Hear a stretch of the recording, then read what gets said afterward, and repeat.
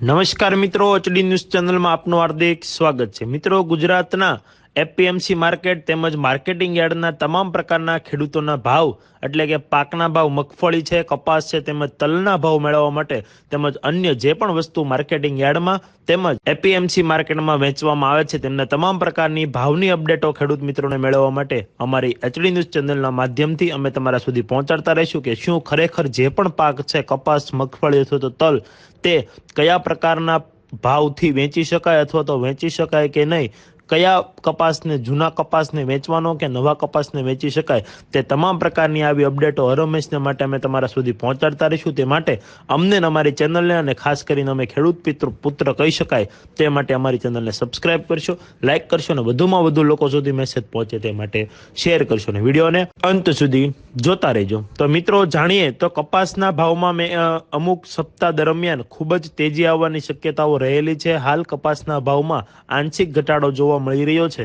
ખૂબ માંગ ન હોવાને કારણે ખેડૂત મિત્રોના ઘરમાં જે કપાસનો સંગ્રહ કરી રહ્યા છે તે સંગ્રહ કરવો ખૂબ મુશ્કેલીમાં આવી રહ્યું છે। પરંતુ મિત્રો, જો હજુ સુધી તમે 1 મહિના સુધી કપાસનો સંગ્રહ કરી રાખતા હો તો ખૂબ સારા ભાવ આવવાની શક્યતાઓ વર્તાઈ રહી છે। અને મિત્રો, જૂનો કપાસ અથવા તો નવા કપાસમાં કયા કપાસને વેચી શકાય, તો મિત્રો, જો તમારી પાસે બંને પ્રકારના કપાસ હોય તો મિત્રો તમે જૂના કપાસને વેચી શકો છો। નવા કપાસની ખૂબ જ સારી એવી આવક મેળવી શકવાના ચાન્સીસો હાલ જે પણ ખેતીના તજજ્ઞો છે અથવા તો જે પણ આયાત નિકાસના તજજ્ઞો છે તેના મારફતથી આ માહિતી પ્રાપ્ત થઈ રહી છે કે કપાસ, જે નવો કપાસ છે તેમને સંગ્રહ કરી રાખો, જૂના કપાસને આપણે વેચીને પૈસા તેમના મેળવી લેવા જોઈએ। ત્યારબાદ મિત્રો, મગફળીની ચર્ચા કરીએ તો મિત્રો, રાજસ્થાન, ગુજરાત, ઉત્તર પ્રદેશ જેવા વિસ્તારોમાં મગફળીની ખૂબ સારી એવી ઉપજ થવાને કારણે હાલ તેમની ખૂબ ડિમાન્ડ ઓછી અને ગયા સપ્તાહે તેમનો મગફળીના ભાવમાં ખૂબ જ મોટો ઘટાડો જોવા મળી રહ્યો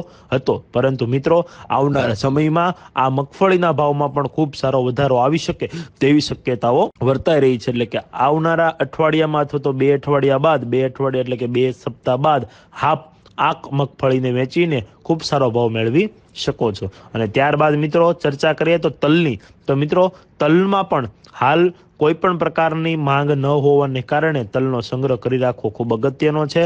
તેમજ હાલ ટેન્ડરની પ્રક્રિયા ચાલુ છે।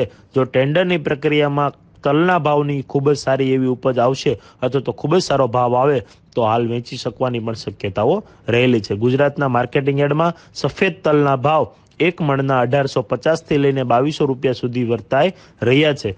જે વ્યક્તિને ખૂબ જ તંગી અને ખૂબ જ પૈસાની જરૂર હોય, જે ખેડૂત મિત્રોને, તે આ તલના ભાવ અત્યારે વેચી શકે, નકર ખૂબ સારા ભાવ આવવાની પણ શક્યતાઓ રહેલી છે। આવી જ અપડેટો અને આવા જ ન્યૂઝ હંમેશા માટે અમે તમારા સુધી પહોંચાડતા રહીશું। અમને અમારી ચેનલને સપોર્ટ કરવા માટે અમારી ચેનલને સબસ્ક્રાઇબ કરશો, લાઇક કરશો અને વધુમાં વધુ લોકો સુધી મેસેજ પહોંચે તે માટે શેર કરશો। જય હિન્દ, જય ભારત, ભારત માતા કી જય।